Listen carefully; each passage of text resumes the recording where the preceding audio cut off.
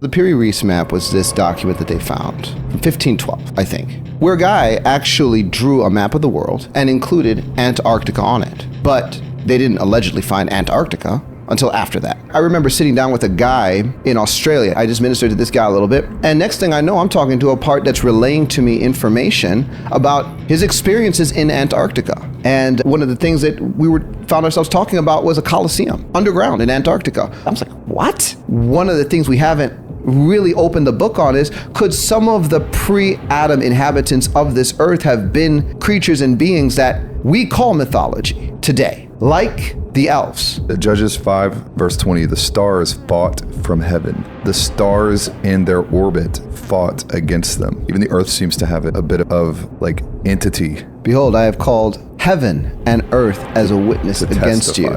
You can't be a witness if you have no sentience or consciousness. In the Middle East, you have a whole tunnel area where you have Hittite inscriptions on the walls, but the Hittites simply found what pre-existed. Who built millions of miles of tunnels going deep into the earth? And why? Throughout the kingdom of darkness, you have a lot of councils. You have councils of 3, councils of 5, councils of 7, councils of 9, council of 13. Oftentimes, if you have like a witch's coven, there will be a specific number, and that's all you can have. And if one leaves, then there's one more that gets added. I've never heard of anyone getting delivered of a constellation before. I had one person in a session, they said, I was walking down the street, it's okay, and an ice cream truck pulled up and you got an ice cream cone. Normal day. No, that didn't happen. The constellation climbed out of the sky and manifested to me, and then I got attacked.